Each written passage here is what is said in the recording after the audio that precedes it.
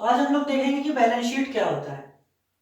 तो balance sheet एक basically वो स्टेटमेंट होता है जो किसी भी बिजनेस की फाइनेंशियल पोजीशन को शो करता है एक पर्टिकुलर पीरियड के लिए।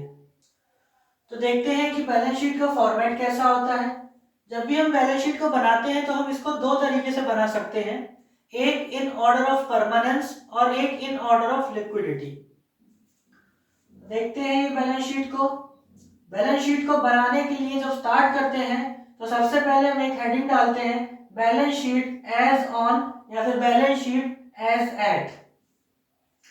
बैलेंस शीट में दो कॉलम्स होते हैं। जो हमारा लेफ्ट हैंड साइड वाला कॉलम होता है वो होता है हमारा लायबिलिटीज कॉलम, और जो हमारा राइट हैंड साइड वाला कॉलम होता है वो होता है हमारा एसेट कॉलम। चलिए देखते हैं।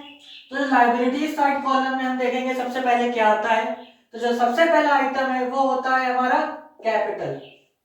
ये कैपिटल वो अमाउंट होता है जो बिजनेस स्टार्ट करने के लिए बिजनेस में लाया गया होता है। अब इस कैपिटल में जो हमारा ड्राइंग्स होती हैं वो लेस होती हैं। ड्राइंग्स हमारी क्या होती हैं, वो अमाउंट जो बिजनेस के ओनर ने अपने पर्सनल यूज के लिए बिजनेस से निकाला है। और इसी कैपिटल में हम नेट प्रॉफिट को ऐड करते हैं, और अगर हमारा नेट लॉस हो रहा है तो हम उसी नेट लॉस को इस कैपिटल से डिडक्ट करते हैं। अब आता है सेकंड आइटम, वो होते हैं हमारे रिजर्व्स एंड सरप्लस। रिजर्व्स हमारे वो कुछ रिजर्व्स होते हैं जिनको हम बनाते हैं प्रॉफिट से कुछ अमाउंट निकाल के फ्यूचर में किसी अनसर्टेन इवेंट से बचने के लिए। सरप्लस हमारे वो होते हैं जो हमारा एक्स्ट्रा अमाउंट हमारे बिजनेस में प्रॉफिट के थ्रू आया होता है या किसी और अमाउंट के थ्रू आया होता है।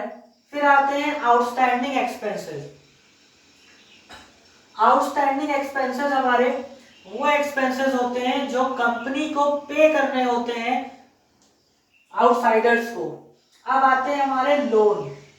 लोन हमारा वो अमाउंट होता है जिसे हम बैंक से हमने जिस अमाउंट को लिया हो या फिर किसी क्रेडिटर से हमने ले रखा हो, इसमें हम बैंक ओवरड्राफ्ट को भी लिखते हैं। अब आता है हमारा बिल्स पेबल।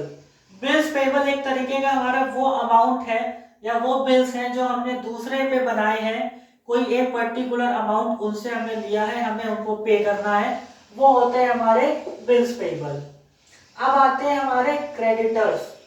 क्रेडिटर्स हमारी वो आउटसाइडर पार्टीज होती हैं जिनसे हमें पैसा देना होता है जिनको। अब आते हैं एसेट कॉलम में। एसेट कॉलम में जो हमारा पहला आइटम होता है वो होती है हमारी लैंड एंड बिल्डिंग्स। सेकंड आते हैं हमारे प्लांट एंड मशीनरी। थर्ड आते हैं हमारे ऑफिस में जो भी फर्नीचर्स हैं। Then debtors. डेटर्स हमारी वो पार्टीज होती हैं जिनसे कंपनी को पैसा लेना होता है। अब आते हैं हमारे बिल्स रिसीवेबल जिनको हम बीआर बोलते हैं। अगेन वही किसी से पैसा रिसीव करना है, वो हमारे बिल्स रिसीवेबल में आते हैं। अब आती है हमारी इन्वेस्टमेंट्स। जो भी हमने इन्वेस्टमेंट्स करके रखी है बाहर, जैसे कि किसी शेयर्स में पैसा लगा रखा है, बॉन्ड्स में लगा रखा है, डिबेंचर्स में लगा रखा है, या किसी के बिजनेस में पैसा इन्वेस्ट कर रखा है, वो हमारा इन्वेस्टमेंट्स में आता है। अब आती है हमारी गवर्नमेंट सिक्योरिटीज। कुछ गवर्नमेंट के भी ऐसे शेयर्स और बॉन्ड होते हैं जो गवर्नमेंट पब्लिक को देती है उस पे पैसा लगाने के लिए। अगर हमें गवर्नमेंट की कोई सिक्योरिटीज दे रखी है तो हमारे लिए वो एक एसेट है। अब आता है कैश इन हैंड और cash at bank. Cash in hand मतलब वो पैसा जो बिजनेस में प्रेजेंट है हमारे पास, और कैश एट बैंक वो पैसा जो हमारा बैंक में जमा है। अब लायबिलिटीज और एसेट्स हमारे होते क्या हैं, हमको ये समझना होता है। लायबिलिटी एक देखा जाए तो हमारा वो अमाउंट होता है जो हमको आउटसाइडर्स को देना होता है। एसेट्स हमारी वो प्रॉपर्टीज होती हैं जिन्हें हमने फ्यूचर बेनिफिट्स के लिए रखा होता है या होती हैं।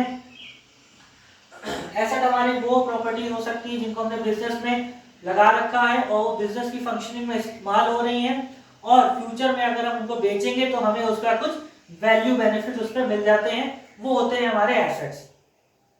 ये आइटम्स होते हैं हमारी बैलेंस शीट के। अंत में हम बैलेंस शीट को भी क्लोज कर देते हैं। ऐसे ही सब्जेक्ट रिलेटेड वीडियोस के लिए चैनल को लाइक करें, सब्सक्राइब करें और शेयर करें।